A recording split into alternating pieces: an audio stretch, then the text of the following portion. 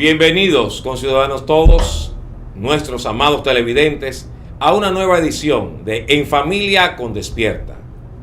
En esta hora vamos a desarrollar diversos temas y comenzaremos con la licenciada Carolina Almanzar de Flete, que siempre estará en esta sección hablando sobre tópicos de autosuficiencia en nuestras familias. Bienvenida, Carolina. Gracias. ¿Cómo te sientes? Excelente. Con ese tema más que nada, muy en especial en esta época cuando estamos tan cerca de el inicio del año escolar y las finanzas de todas las familias se aprietan. El matrimonio es un convenio, es un contrato entre dos personas. ¿Qué está pasando en nuestro país con ese aspecto del convenio? ¿Qué puntos hacen que una persona no cumpla eso para llegar entonces a la parte de la autosuficiencia familiar en el aspecto económico y en el aspecto espiritual? Mira, un tema importante para nosotros entender sobre la autosuficiencia, que es el principio de proveer para nosotros mismos, es desarrollar hábitos, habilidades y destrezas que nos permitan a nosotros individualmente, aún antes de formar parte de una pareja, aún antes de formar parte de un núcleo familiar, hábitos que nos permitan a nosotros proveer para nosotros mismos. El trabajo, el nosotros poder ser diligentes, tomar iniciativas, ser proactivos con nuestras necesidades.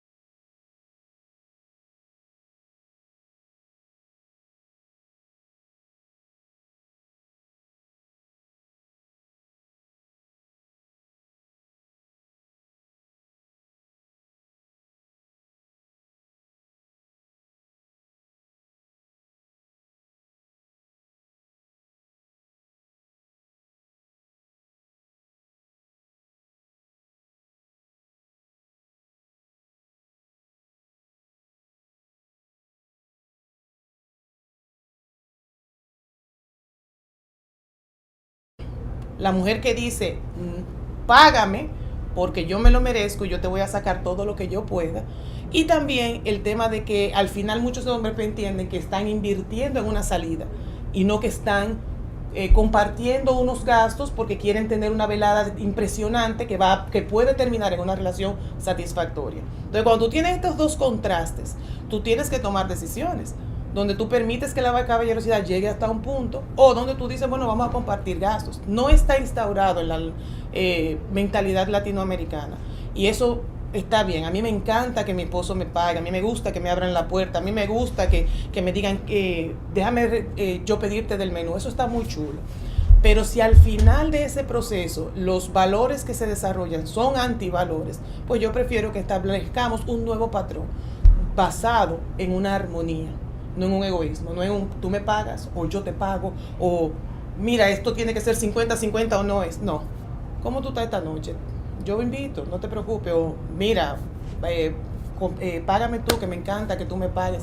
Y ese acuerdo es lo que empieza a entablar entonces un fundamento sólido donde el código de comunicación de los gastos se empieza a establecer. Entonces tendríamos que trabajar en lo que se llama una buena conducta de consumo.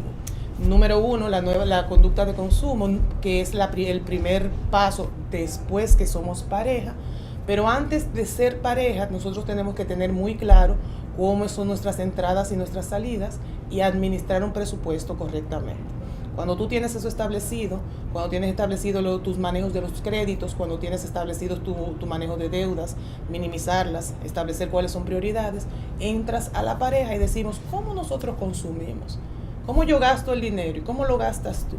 ¿Y cómo lo estamos gastando juntos? A veces la gente llega con un plancito y dice, esto es lo que hay que hacer. Y el esposo dice, tú estás gastando mucho en esto. Y la mujer dice, ¿por qué tú no me das tanto para aquello? No. Vamos a ver cómo consumimos y desarrollar de forma natural lo que son realmente nuestros gastos. Mi esposo y yo nos encantaba salir los lunes al cine. Eso es una cosa fija en mi presupuesto. Pero de soltera, el cine era una cosa de una vez al mes, una vez cada 2 meses con mis amigos. Pero dentro de nuestro presupuesto establecimos que ese era un gasto de ocio, de diversión, que equilibra nuestra vida y nos permite mantenernos mentalmente balanceados para no hacer excesos. Y entonces lo incluimos en nuestro presupuesto. Pero eso solamente lo descubrimos cuando empezamos a definir nuestros gastos, nuestra conducta de consumo. ¿Y cómo se hace eso? Con un registro. Con tú sentarte y decir, tenemos estas entradas, pagamos todos nuestros compromisos prioritarios, y lo demás, ¿cómo yo lo consumo? Y sentarse en una cita de pareja y decir, ¿cómo es que nos estamos gastando? Ese ejercicio se debió haber hecho primero como persona y después se hace como pareja, sin prejuicios, sin dedos señaladores, sin juicios. Porque cuando eso sucede, entonces se convierte en un conflicto familiar en vez de un ejercicio de descubrimiento que nos va a dirigir hacia la autosuficiencia en pareja. ¿Sabes que yo tengo un pequeño inconveniente con mi conducta de consumo? Ajá. Cuando estamos en baja, yo acompaño a mi esposa al supermercado, porque he reconocido que ella hace las compras con la prioridad que se necesita. Yo soy amante de ir pasillo por pasillo echando las cosas. Entonces, cuando tú estás así es porque hay cierta bonanza, ¿verdad? Y quizás tú lo puedes hacer. No te estás preocupando quizás por anotar algo. He aprendido que con un familiar, un tío, que él, todos sus consumos en tarjeta, aunque le manden, él tiene unas hojitas que él va apuntando todo, porque él dice, yo tengo que cuidar mi crédito. Y esa parte de la conducta de consumo es la que nos va a ayudar en posterior a quizás tener una mejor relación de crédito, una mejor finanza, no tener los dolores de cabeza ni el estrés que las deudas producen en un momento determinado. Sí, pero yo entiendo tu principio, me encanta y realmente es un buen ejercicio, pero es bueno también entender que mi esposo tiene la misma conducta. Es decir, yo compro lo de la casa y a mi esposo le encanta la picadera. Nosotros vimos que era una necesidad y cuando solamente nos restringíamos a comprar el arroz, la habichuela, la carne, entonces él eventualmente algún día de la semana se escapaba y salía a comprar algo. Nosotros necesitamos hacer conciencia de que el equilibrio y el balance es lo que nos permite a nosotros mantener la armonía. Entonces sí, cuando las finanzas están bajas, qué chulo que ustedes tienen como familia ya determinado eso y es algo que le funciona. Pero por ejemplo nosotros necesitamos ese extra. Y mi esposo va con un carrito echando algunas cosas que le gustan y yo voy con las prioridades de la casa. Pasamos la mía primero y el excedente entonces se pasan algunas de las cosas que él quiere. Porque si no, entramos en ese estrés financiero y ese estrés emocional de que no hay de nada, de que se terminó el mes, empieza la frustración de por qué yo trabajo, para qué yo trabajo. Y entonces vienen los excesos. Te recibes el cheque y tú dices, me tengo que dar un gusto hoy porque cobré. Que te desequilibra el resto del mes. Entonces uno tiene que determinar qué cosas nos convienen como pareja y eso implica hacer ese ejercicio de esos pequeños gustos, cómo lo inserto para que mi vida esté incluida dentro de todo lo que es no solamente las necesidades, sino también algunos gustos y caprichos que equilibran nuestras finanzas. ¿Cómo nos repartimos esos gastos que podemos tener en común? ¿Cómo se reparten? Bien, cuando una pareja ha establecido ya lo que quiere como su norte económico, bueno, vamos a comprar una casa o algo más simple y sencillo. Vamos a poder pagar el mes tras mes sin tener que estar ahogados. No tiene que comenzar con algo grande, pero tiene que haber una meta en común. Entonces uno empieza a establecer cuáles son los roles financieros dentro de la pareja.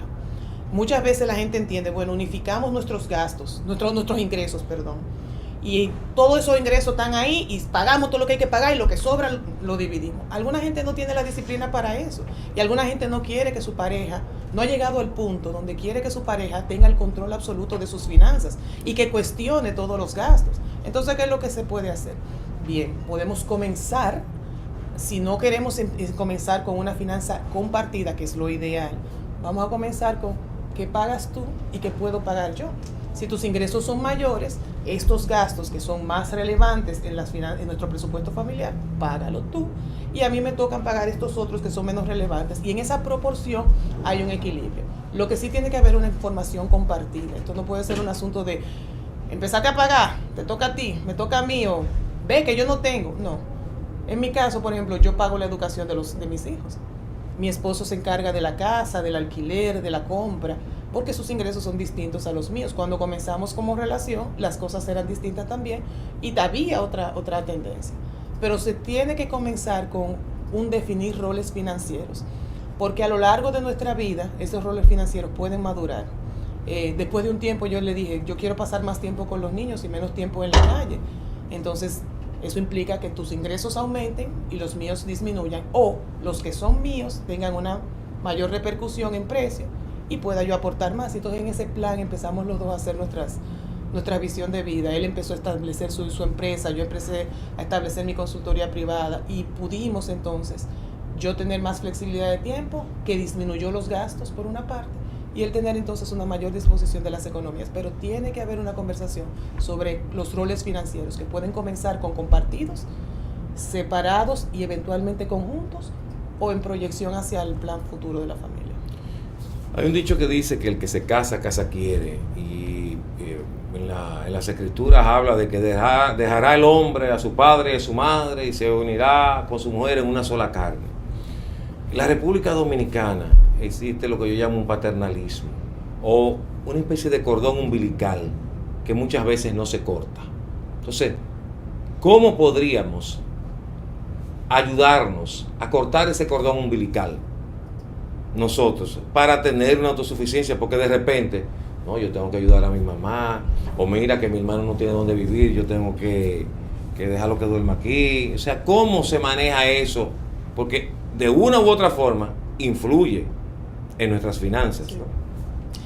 Es importante saber que eso es parte de nuestra cultura. Cuando hablamos de cultura financiera, muchísimos asesores financieros, coaches financieros, descartan la posibilidad de la ayuda social, por ejemplo, decir uno, bueno, voy a dar a la caridad, o descartan la posibilidad de aportar a los familiares porque entienden que hay un sistema de codependencia que no quieren reproducir, o mi familia me chupa demasiado y yo no voy a poder entonces sobrevivir por mí mismo. Es parte de nuestra cultura y tenemos que abrazarlo. Ahora, tenemos que abrazarlo en la perspectiva de que eso cree autosuficiencia y no codependencia. Cuando nosotros nos casamos, mi esposo, por ejemplo, aportaba una porción de los gastos dentro de su hogar materno, porque no había un padre, él era el hermano mayor y un grupo de cosas, y esa era una realidad que teníamos que establecer. Ahora, ¿qué hizo él? Él fortaleció las estructuras que quedaban dentro del hogar. Empezó a trabajar con los miembros de la familia que no tenían un plan laboral o un plan financiero, a fortalecerlos para que ellos empezaran a determinar ingresos. Y en esa determinación de ingresos, pues entonces ellos podían aportar, y él aportar menos para poder dedicar al nuevo núcleo familiar que tenía. Entonces sí, muy a contrario de lo que muchos piensan, la cultura de la ayuda a los miembros de la familia, aun cuando tú estás dentro de tu hogar, es un elemento importante, pero siempre y cuando no genere dependencia, sino que cree otras estructuras de autosuficiencia, porque venimos de una cultura que todavía está en crecimiento en ese sentido. Bien, vamos a hacer una breve pausa y continuamos.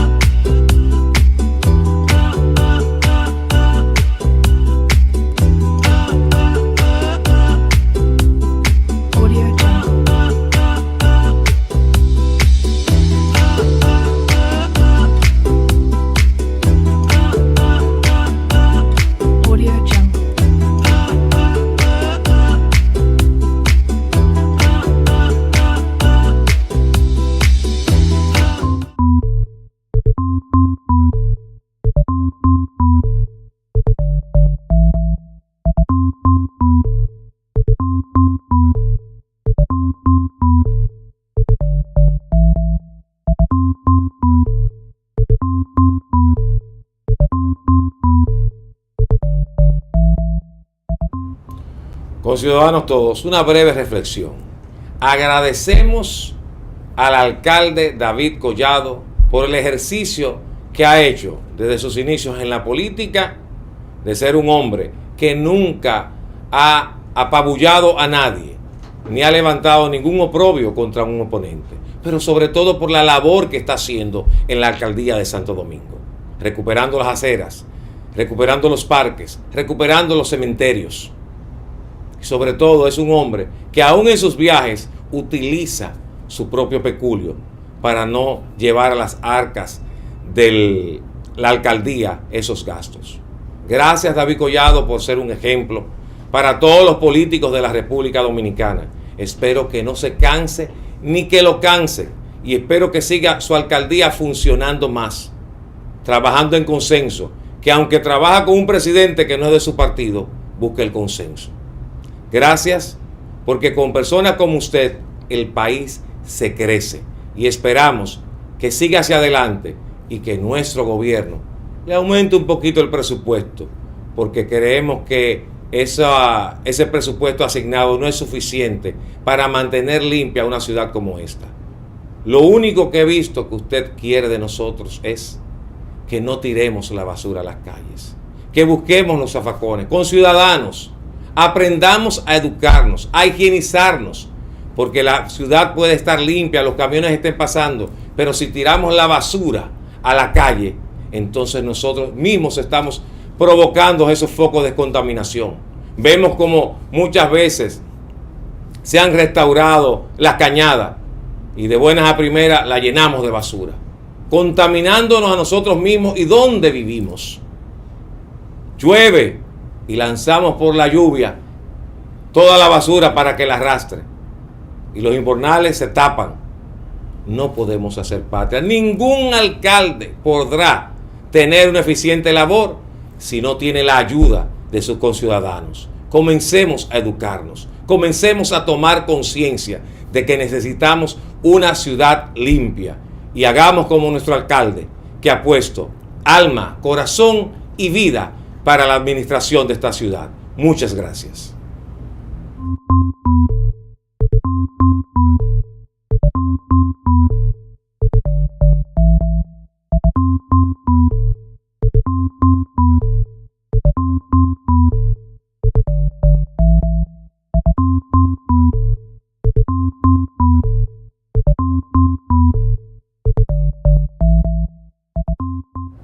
Estamos de vuelta, televidentes todos, y proseguimos. Los gastos en común, Carolina. Tú ves un tema, porque muchas parejas tienen gastos que son en común, no solamente el consumo de la comida y la casa, sino están los gastos que tienen que ver con cosas que debemos de pagar juntos, como por ejemplo una deuda que yo traje o una deuda que tú traes, pero que ya se entró en el matrimonio. Es un gasto, es una deuda que rompe con el presupuesto familiar, pero que se tiene que trabajar en conjunto. ¿Por qué? Porque la primera ruptura es tratar de evitar esas agendas ocultas, ese dinero que yo me gasté sin que tú te enteres y que después tú te enteras cuando hay que pagarlo todo junto. Entonces hay que comenzar a abrir el tema de la comunicación. Cada pareja se comunica diferente. Hay gente que tiene citas financieras donde dicen, hoy vamos a hablar de finanzas, pero hay otros que caminan en el carro dicen, mira, compré tal cosa, nos va a salir por tanto y lo podemos dividir de tal manera, con soluciones y con la apertura de que el otro también opine sobre ese gasto. Entonces hay que empezar ese ejercicio de comunicación, que es la parte clave para poder establecer más adelante lo que son los proyectos conjuntos. Una pareja que no hable de sus finanzas es como una pareja que no hable de sus relaciones. Es como tú criar a los hijos sin ponerte de acuerdo cuáles son las reglas. Es como una pareja que decide salir de la casa y no dice a dónde van. Entonces, si tú no tienes una conversación sobre cómo estamos gastando el dinero y cómo lo estamos invirtiendo, si no empieza a establecerse esos valores de confianza, no temas financieros, sino valores de confianza, pues entonces no se desarrollan los planes que nos proveerán de autosuficiencia. Porque el punto de esto es la autosuficiencia. Las finanzas es solamente un punto de la agenda. ¿Por qué hay en los problemas financieros ruptura en un matrimonio? Hay muchas veces yo me pongo a pensar ¿por qué tiene que ir directamente proporcional? Cuando hay problemas económicos, las parejas comienzan a separarse. No es un asunto de pareja, es un asunto de naturaleza humana. Recuérdate que cuando hablamos al principio, hablamos de que lo que se tiene que traer al matrimonio sería excelente, una buena finanza, un buen presupuesto, pero son un grupo de valores dentro de la autosuficiencia: trabajo, proactividad, iniciativa. Donde quiera que haya intereses, hay opiniones encontradas. Estaban hablando, se hablan de las finanzas de los países. Donde quiera que hay un recurso, hay guerras, ¿verdad? Entonces es el mismo principio. Donde quiera que haya un interés y yo tenga una opinión al respecto, puede haber división. Si no existe un puente de comunicación donde tú y yo nos pongamos de acuerdo con este tema que puede ser conflicto. La finanza, las relaciones con los demás miembros de mi familia, la manera en que nosotros nos comportamos en pareja frente a los demás y en privado. Donde quiera que hay dos opiniones separadas, sin una construcción de un puente, existe conflicto. Y cuando esos conflictos no se resuelven por la raíz, que es cómo yo pienso, cómo tú piensas y cómo nos comunicamos en cuanto a eso, pues entonces empieza a haber fricción. Cuando esa fricción es repetida, entonces empiezan a encontrarse abismos de ruptura que se autojustifican con que yo no lo puedo resolver, tú no lo puedes resolver y vamos a salir de esto. Yo tengo una amiga que se casó 3 veces. El último matrimonio ella tenía 60, él tenía que tener 70 años. Y su comentario siempre fue: si yo hubiese sabido lo que sé ahora, no me divorcio del primero. Porque ella lo que me explicaba era, no son los mismos problemas, pero siempre ha habido problemas. Siempre que esté en el tema de las finanzas o cosas donde tú tienes una opinión y yo tengo la otra y no hemos construido un puente, va a haber fricción. El tema es aprender a resolver eso y perseverar en ese ejercicio hasta que encontremos una forma de comunicar. El patomachismo, como yo le llamo, en cuanto al control de las finanzas, no es saludable, me imagino, porque puede ser que hayan hombres que cuando la mujer está trabajando le dice: dame tu dinero que yo lo voy a manejar. O sea, hay que mantener ese respeto individual aún esté casado, o se tiene que reconocer la primacía del hombre, no, sí, él es el que tiene que estar manejando. O sea, todos tenemos que hacerlo en común acuerdo. Mira, los roles financieros de lo que habíamos hablado son importantes. Cuando tú hablas, por ejemplo, del caso del patomachismo, eso es una forma de control. No es un asunto de mejor manejo administrativo, es un asunto de control. Cuando alguien desea que un círculo se mantenga bajo su manera de pensar, controla primeramente las finanzas. ¿Qué es lo primero que toma cualquier persona en un gobierno? El manejo del banco, el manejo de la entrada y la salida de divisas. Es el mismo principio. Entonces, el control del dinero es una manera de mantener a la otra persona bajo el dominio ideológico tuyo. Pero es importante que el hombre sea el que dirija las finanzas en el hogar. Es un asunto de conversación familiar. En el caso de muchas parejas que, por ejemplo, tienen un esposo que no ha tenido la oportunidad de manejar sus finanzas porque nunca ha sido independiente económicamente, porque se pasó toda la vida mantenido tal vez por los padres, entra al matrimonio sin mucha experiencia laboral y sin muchos recursos, puede ser que la esposa en ese momento sea quien apoye económicamente. Y cuando entonces la otra persona haya arrancado en su rol financiero o en su rol laboral, pueda entonces asumir. Es un asunto de decisión. Yo tengo una pareja con la que trabajo, donde ella es la que provee todo económicamente, y él tiene un trabajo donde esporádicamente recibe ingresos. Pero ellos están de acuerdo de que esa es la manera en que van a funcionar. Y así lo hacen. Mientras que tengo otra pareja donde la esposa ha decidido que ella no quiere para nada salir a buscar dinero a la calle, que ella quiere estar en el hogar. Y el esposo, que es peor administrador que ella, dice: bueno, pues yo me toca trabajar. Y él administra y produce. Y ella se asegura de que puedan haber como un colchón que les ayude a ellos a manejarse como pareja. Es un ejercicio de decisión de familia. Sí es negativo que el hombre lo asuma como un ejercicio de control. ¿Cuándo tú sabes que es un ejercicio de control? Cuando yo lo manejo, y para yo gastarlo no se tienen que dar muchas explicaciones, pero para tú gastarlo me tienes que explicar todo, darme recibos, decir por qué fue, y cada vez que tú me lo pides yo lo cuestiono o tomo mucho tiempo para entregarlo. Ya ahí no es un ejercicio de administración ni de finanzas, es un ejercicio de poder. Entonces habría que trabajar mucho sobre ese ejercicio de poder, porque nuestra sociedad tiende a controlar. Entonces la conducta de consumo va a ser entonces muy restrictiva, porque el que controla, como tú dices, controla para que el otro no gaste, pero no para que lo controlen a él. Mira, hay una frase que dice que ningún poder o influencia se puede ejercer si no es con longanimidad, templanza, etc. Y cuando yo aprendí esa frase, para mí fue relevante el concepto de poder e influencia. Sí es cierto que muchos de nuestros hombres tienen el poder porque tienen el manejo financiero, pero las mujeres tienen la influencia. Porque cuando un hombre dice, yo soy el que gano el dinero y mira, tanto es para la comida, ese dinero después que está en las manos de la mujer, ella ejerce una influencia sobre él. Y aunque tenga que darle cuentas al esposo sobre cómo está gastando ese dinero, ella determina y puede saber con cierto encanto, con cierta sabiduría, cada quien con su estilo, porque yo no soy de las que son encantadoras, pero yo tengo mi manera de hacerlo, de, mira, se utilizó parte para esto y parte para aquello, y en ese ejercicio de perseverancia, entonces se cambian conductas. El poder económico es cierto que tiene una agresividad y una influencia grande, pero la capacidad de poder manejar sin manipulación, sin malicia de agendas ocultas, de intereses particulares, sino pensando en el bienestar general. Sí, tú quieres que se compre solamente arroz, pero mira, hoy toca carne para equilibrar la balanza económica. Pues entonces se puede hacer. Hay que trabajarlo, es cierto, el poder está instaurado en nuestras venas, pero la capacidad de influencia se tiene que desarrollar más y es posible.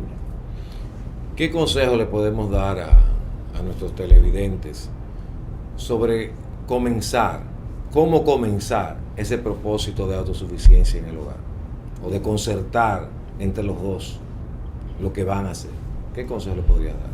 Es importante desarrollar los hábitos y las habilidades de manera individual antes de llegar al matrimonio. Y eso se comienza desde muy pequeños.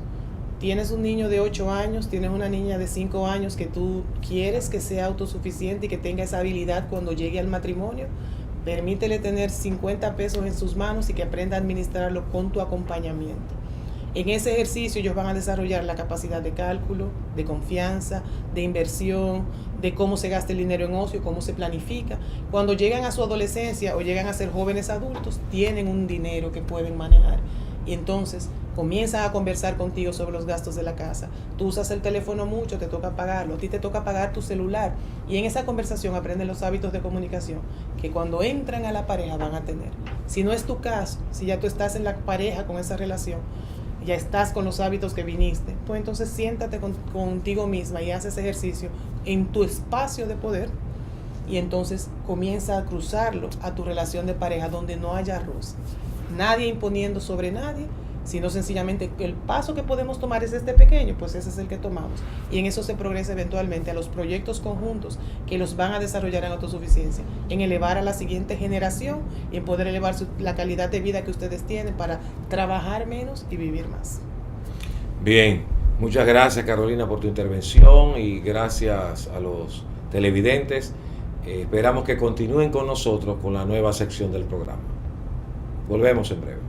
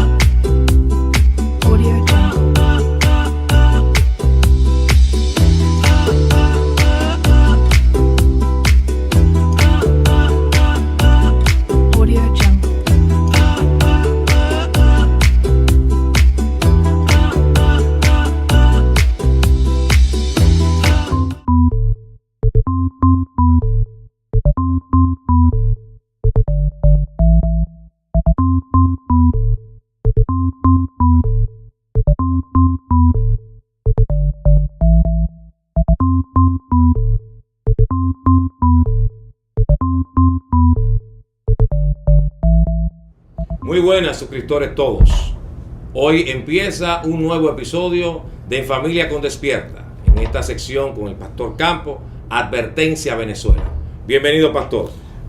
Gracias, Fernando. Gracias por Igual nos acompaña el ingeniero Manuel Félix, que es parte de nuestra sección. Pastor, en esta sección de Advertencia a Venezuela, ¿qué podemos decir de un país que ha sido muy solidario con el pueblo dominicano? De hecho, hemos visto que hay una gran diáspora venezolana en nuestro país porque hay algún inconveniente. ¿Qué es lo que está pasando en Venezuela? Bueno, Fernando, primero saludos efusivos a todos los seguidores de este prestigioso programa.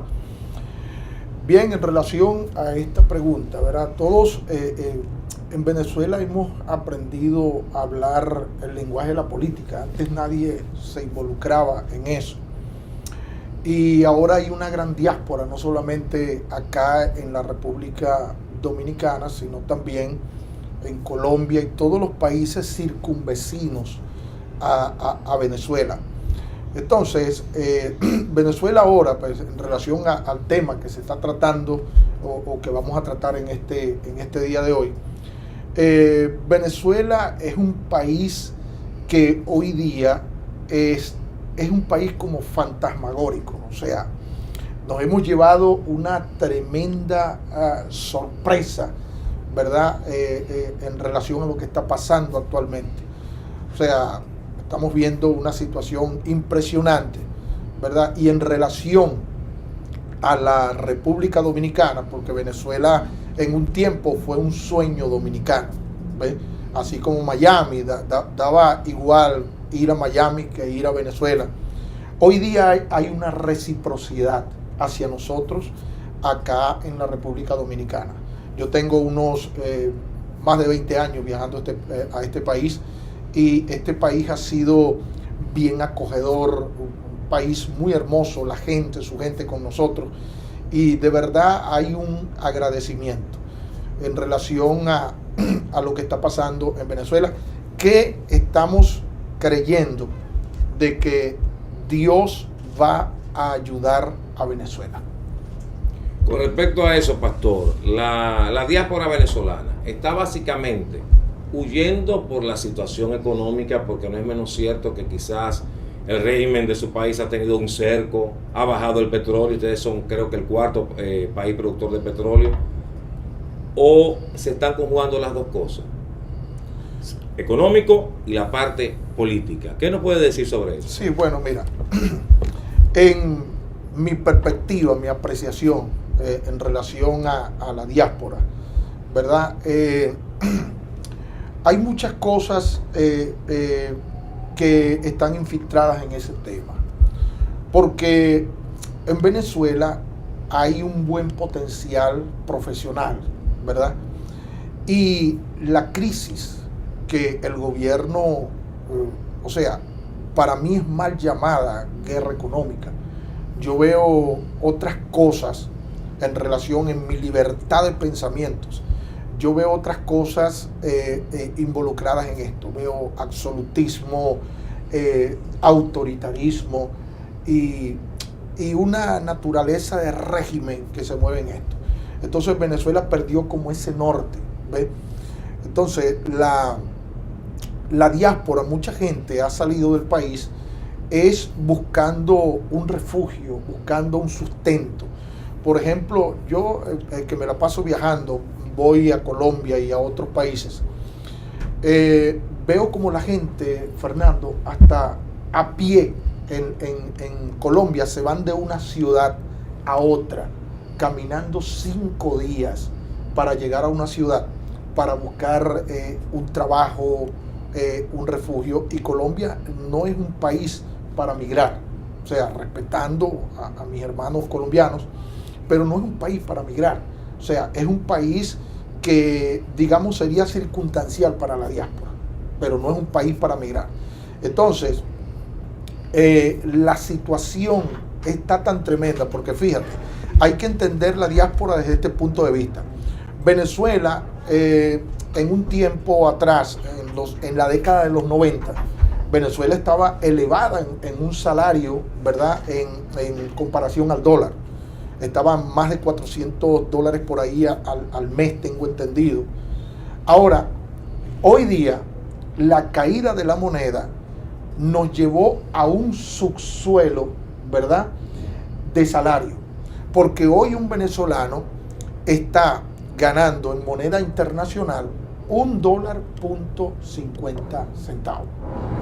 Entonces, esto... ¿Eso es diario o mensual? No, mensual. $1, o sea, en pesos dominicanos serían más, no llega a 100 pesos dominicanos. ¿Ves? O sea, un venezolano gana menos de 10 pesos, de 100 pesos dominicanos. Entonces, tú te puedes imaginar que el trampolín de la diáspora es precisamente el subsuelo económico donde el venezolano ha caído. ¿Ves? ¿Por qué? O sea, hay muchas cosas que desde un punto de vista espiritual tendríamos una respuesta para eso. Desde un punto de vista político, en lo poco que yo entiendo de política, porque yo no soy político, pero cada quien tiene su banderita política en el corazón, en la mente, y puede hablar desde su perspectiva, pero yo veo que la cuestión ha sido la mala administración, el concurso, pues no ha habido un Estado competente, sino un Estado competidor y descalificador, absolutista, autoritarista, y eso es lo que ha traído como consecuencia, ve que nuestro pueblo está sufriendo. O sea, somos víctimas de la situación política del país. No se vería esta información que siempre sale hacia afuera, lo que es la problemática económica de Venezuela, como producto de lo que es el cierre a todos los negocios por parte del imperialismo, ya que el petróleo representa la columna vertebral de ustedes. Si nos vamos a ver, Arabia Saudita es el mayor productor de petróleo, ahí tenemos Irán, México, pero Venezuela se ha determinado que es el país que tiene la mayor reserva de petróleo del mundo. Y fíjate que donde ha habido petróleo, ha existido guerra. Y la guerra, sabemos quién está detrás de ella. Entonces, ¿qué creen ustedes con relación a esto? Bueno, mira, ese es un tema, ¿verdad?, que en este hemisferio, la cuestión del capitalismo, yo digo que viajando a los Estados Unidos, he visto el orden de este país, pero el asunto que pasa con Venezuela es que Venezuela, con la obsesión del capitalismo, destruyó el capital. O sea, hubo una obsesión con el capitalismo. Es verdad lo que decía el presidente Chávez cuando estaba vivo, él hablaba del capitalismo salvaje, eso es verdad, un capitalismo feroz, voraz, bestial. Pero el asunto es que cuando tú te obsesionas, ¿verdad?, con un tema, o sea, ese capitalismo, eso se convirtió en una obsesión que destruiste el capital. Porque Venezuela hoy día es un país que ha destruido el capital. Fíjate, en estos días me he enterado que en Venezuela van a regular la gasolina. Eso es como que el dueño de la panadería no tenga pan para comer. ¿Ves? ¿Me entiendes? Porque Venezuela, tengo entendido, ¿verdad?, que Venezuela tiene 300 años para explotar petróleo. Y no solamente petróleo, tiene bauxita, tiene 200 años de explotación para aluminio, tiene hierro, tiene muchas minas. Lo que pasa es que el petróleo es el recurso más relevante de Venezuela. Mira, sería bueno que nos explique cuál es el costo del galón o el litro de combustible de la gasolina allá en Venezuela. Bueno, mira, y si hay algún tipo de problemática, si está cara, está barata. No, Venezuela. La población de ustedes es bien elevada. Sí, pero fíjate, yo no te sabría explicar como en valor dólar o peso lo que cuesta un galón o un litro de gasolina en Venezuela, porque por ejemplo, tú con un dólar tú echas combustible en Venezuela unos 6 o quizás 7 meses con un dólar en Venezuela. Entonces, ahora, fíjate tú, ya esos privilegios se están acabando. Con $1 tú echas, por 7 meses tú tienes gasolina. Sí. Sí, pero que no está dando, Sí, porque- no está dando un valor de indicador, porque Sí. 7 meses no me es un indicador. Es importante Bueno. que me diga un ejemplo, un galón o un litro me sale a $0.5. No, pero vamos a hacer un ejercicio Sí. sencillo. Sí, Con ese dólar por 7 meses, tú llenas un tanque semanal. No. Ok. O sea, mira, te lo voy a poner así. La gasolina, $1 está en 3.500.000 bolívares. Sácalo así. Y un litro de gasolina cuesta $1. O sea, Te dura más entonces. escucha, por eso yo estoy como, Es como, increíble. como, esto es como una hipérbole. pues. es un regalo. O un subestimado. Es un regalo, la gasolina O un es un regalo. subestimado. O sea, tú echas con $1, echas 3.500.000 litros de gasolina. O sea, que te pasa del año. Es más, tú vas en tu vehículo y el que va al lado tuyo, tú vas a echar gasolina y tú le dices, pásame 50 bolívares para pagar la gasolina. O sea, es normal. Porque es que la gasolina en Venezuela yo veo que es regalada. Es regalada, o sea, la excusa es un billete devaluado que tú lo pagas. Pero ahora estamos llegando digamos, a algo morboso, que es que se va a controlar y se va a regular la gasolina en Venezuela. Ahora no sabemos a qué vamos a llegar con esto, porque ya lo que nos queda en Venezuela barato es eso, porque ya todo está siendo cotizado en el valor del dólar. ¿Qué han hecho ustedes los venezolanos con el aspecto de la infraestructura alimentaria? Porque siempre, por ejemplo aquí, no, páganos la deuda con habichuelas. Y cuando tú ves la extensión de terreno de lo que es Venezuela, la extensión territorial, pues es inmensa. Claro, tiene mucha Amazonía y todo, pero Sí. ¿qué se siembra o no se siembra? Porque hay alguien que dice, no, los venezolanos no siembran, ellos nada más se acostumbraron al petróleo. ¿Qué está haciendo con esa infraestructura alimentaria? ¿Qué está pasando? Mira lo que pasa. Lo que pasa es que cuando es mi forma de ver las cosas, que concuerdo con muchos personajes, ¿verdad? Entre ellos políticos que han hablado, no sé qué opinan el ingeniero de esto, pero cuando un gobierno se mete a empresario, se pone a producir, las cosas andan mal. O sea, yo digo que el gobierno es para gobernar. ¿Ve? Entonces, ¿qué pasa? Allá las empresas fertilizantes de la agroindustria, el gobierno las expropió. ¿Ve? Y a todo le fue poniendo el nombre de la revolución, agropatria, agro no sé qué cosa, Venezuela, y los bancos. O sea, entonces, esto trajo como consecuencia que al tiempo tú te enteras que esas empresas están quebrando. Entonces, esto ocasionó el efecto dominó, que es, quiebra la empresa fertilizante y golpea a la agronomía. Entonces se dejó de sembrar, ahora el que va a sembrar tiene que importar, ¿verdad?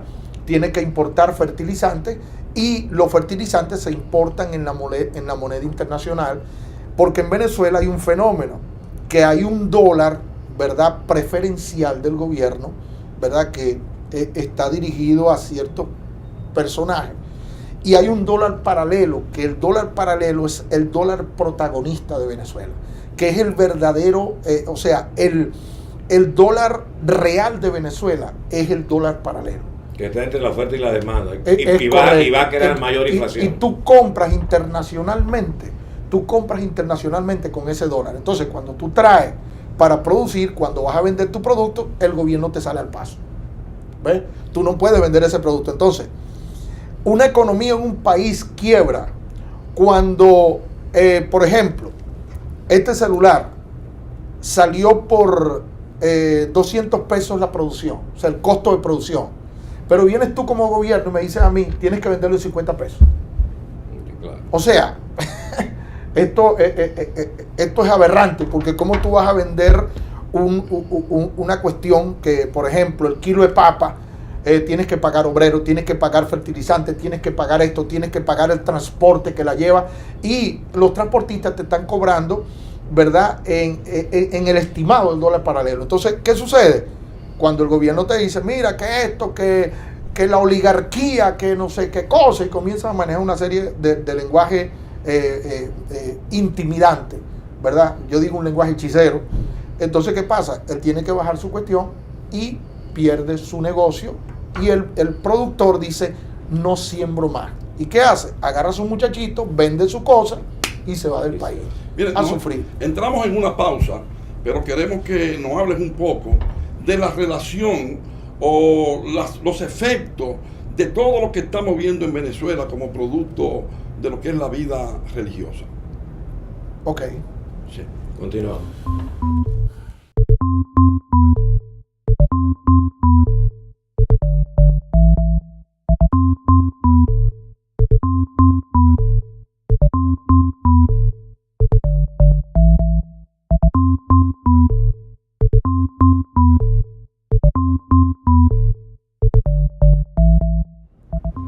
Bueno, continuamos en esta programación y hicimos la pregunta a campo de las consecuencias que está viviendo el pueblo de Venezuela. ¿Qué relación tiene con lo que es la parte espiritual, la parte religiosa del pueblo de Venezuela?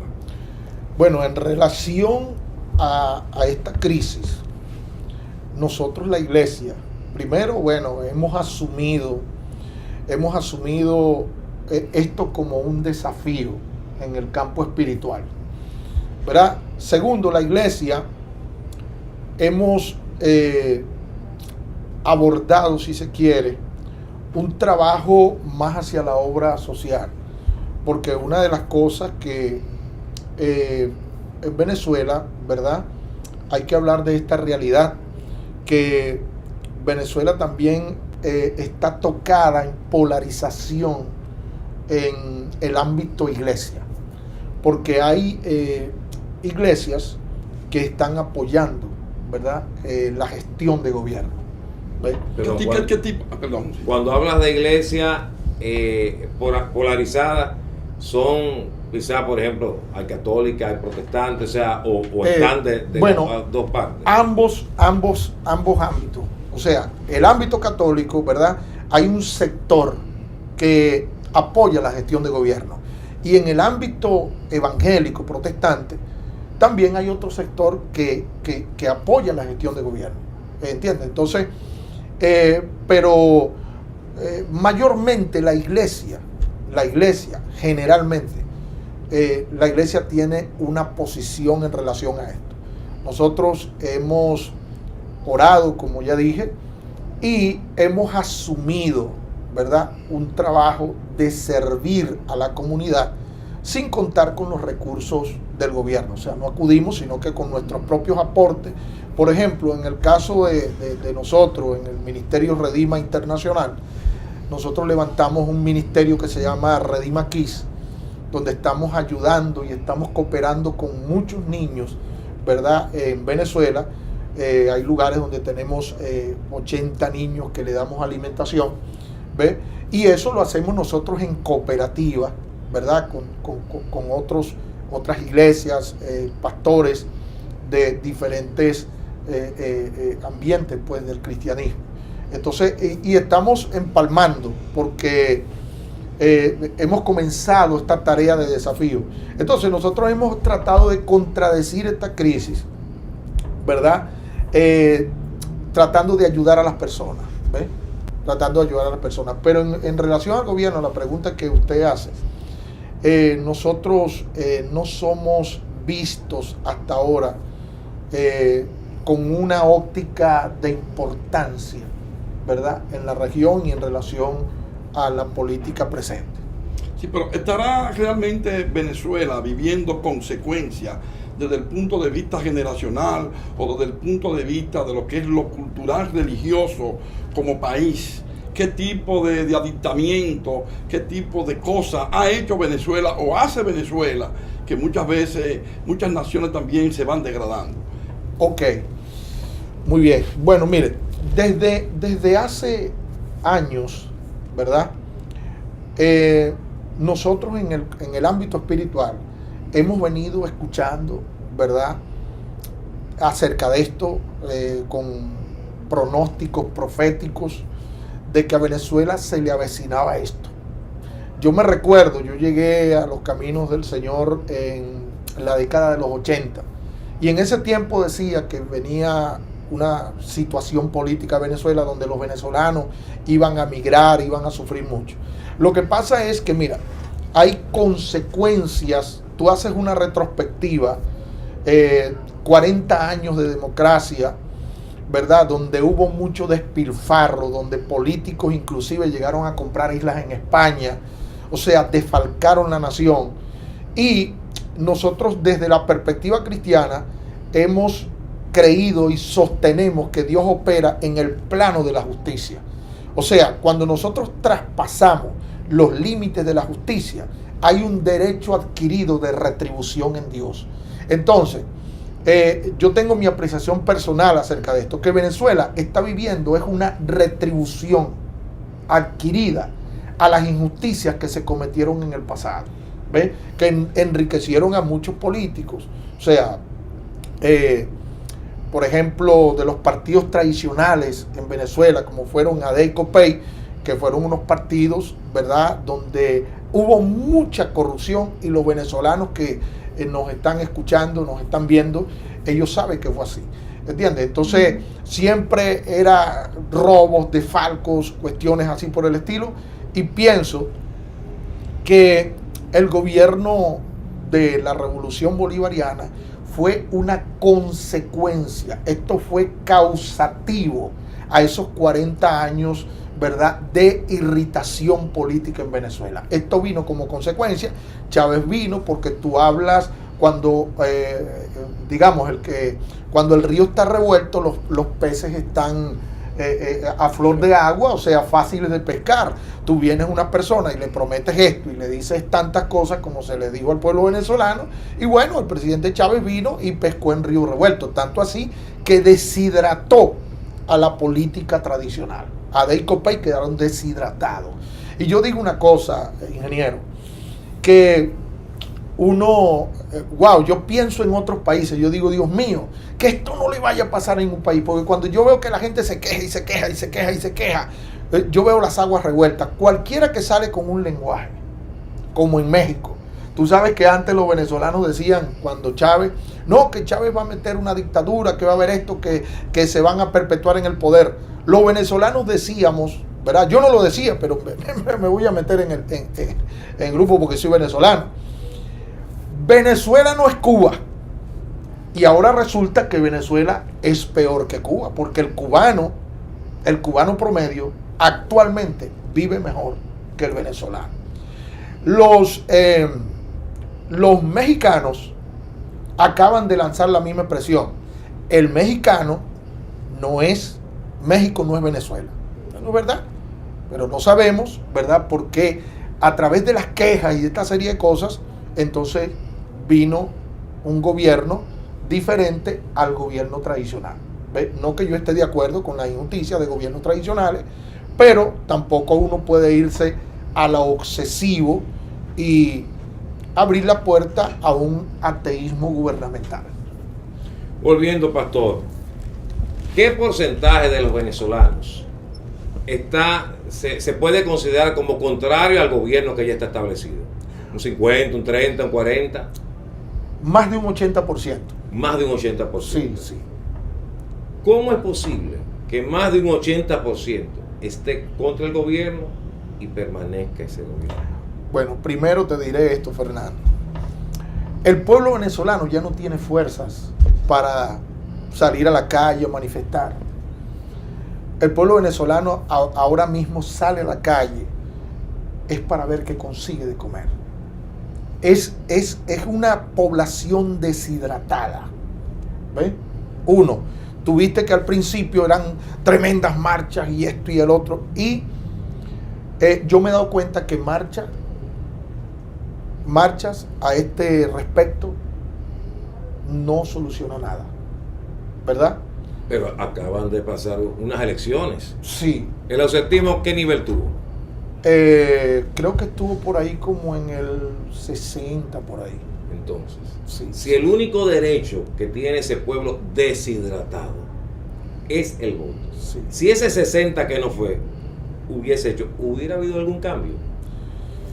¿Pudo haber? Bueno, mira, yo tengo mis reservas en cuanto a eso, porque ustedes están validando las elecciones. Pero lo que pasa es que no hay confianza. Y ustedes, por ejemplo, ya es una cuestión, porque hay personas que se atribuyen esa cuestión de representar al pueblo venezolano. Pero en realidad, Venezuela actualmente no tiene una representación opositora. Porque, o sea, hay que ver allá. O sea, tú, por ejemplo, te metes en Twitter y tú ves la llamada oposición venezolana. Y cuando un político de esto se expresa, ves los comentarios y sacas tus propias conclusiones y te vas a dar cuenta que ni un venezolano hace un comentario a favor. Todos en contra. Entonces, el venezolano no se siente representado porque se le dio mucha oportunidad a la oposición, y la oposición lo que prácticamente hizo fue llevar gente a la calle. Murieron adolescentes, murieron personas, no murió ninguno de ellos. ¿No te parece curioso? Sí, pero eso es normal, eso es casi siempre normal. Los que dirigen siempre están escondidos. Ya. Pero no es mejor decirle al pueblo, óyeme, ven a las elecciones, daña tu voto, vota en blanco, como repudio a este gobierno. No votes por mí ni por nadie, porque para la comunidad internacional hubiese sido mejor que ese 60% dijera, fuera Maduro. No voto por nadie, porque no hay nadie, pero fuera Maduro. Sí. Hubiese sido más conveniente. Pero el asunto es, Fernando, que cuando hay una convulsión tóxica, política, el voto, o sea, en Venezuela hay una desconfianza, pero garrafal, que nada de lo que dice el gobierno la gente cree, y nada de lo que dice la oposición la gente cree. ¿Ve? O sea, cualquiera que se lance en Venezuela, porque en Venezuela hay una convulsión tóxica, políticamente, socialmente, y nada de lo que dice la gente lo cree. Por ejemplo, ahora acaban de un supuesto atentado, ¿verdad?, contra el presidente, y nadie cree eso, ni los medios internacionales. El secretario general de la OEA se pronunció y dijo esto, por razones de que se han expresado muchas mentiras en el gobierno de Nicolás Maduro, no podemos nosotros emitir, ¿verdad?, un repudio hacia lo que acaba de acontecer en relación al presidente. ¿Por qué? Porque han habido muchas mentiras. ¿Qué fue lo que dijo el presidente ahora que cuando las elecciones? Si yo gano, les prometo que saldremos de la crisis. Ahora la crisis se intensificó más. Entonces, por ejemplo, la gente lo que está viendo es una manifestación mitómana, ¿ve?, de este gobierno. ¿Me entiendes?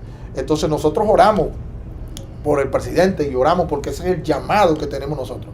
Pero también nosotros tenemos una apreciación, ¿ve?, y con libertad nos expresamos de esta manera.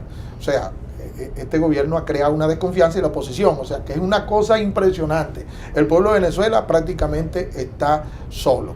Entonces, cuando vienen estas votaciones, ¿verdad?, ya como que se sabe, ¿no? Maduro dice, voy a ganar con 10 millones de votos y gana con 8. ¿Ve? ¿Entiendes? Entonces, Smartmatic, que fueron la empresa que estaba allá que computarizaba los votos, salió de Venezuela porque denunció un fraude de 1 millón de votos que se alteraron en las máquinas. Entonces ellos salieron, ahora las máquinas las manejan 5 maduristas. ¿Entiendes? Entonces la institución militar, ¿verdad?, todas las fuerzas militares apoyan al presidente Nicolás Maduro. ¿Me entiendes? Pastor, o sea, desde el alto mando militar. Pastor, nos queda poco tiempo. La última pregunta. ¿Hay esperanza para Venezuela? Sí la hay. Sí la hay. Directamente y mayúsculamente sí la hay. Venezuela va a salir de esta situación. No sabemos cómo, pero Venezuela saldrá de esta situación. Creemos que Dios es un evento sorpresivo. Dios va a hacer algo en Venezuela porque se ha tratado, ya los recursos humanos están agotados. Ahora Dios va a operar en su sobrenaturalidad y estamos esperando, es el momento de Dios para Venezuela, Fernando. Bueno, muchas gracias, Pastor Campos. Amigos, muchas gracias por su atención. Esperamos que este capítulo de En Familia con Despierta, que ya llega a su término, haya sido del agrado de ustedes. Y por favor, que entienda la diáspora venezolana que con nosotros tienen un aliado. Muy buenas.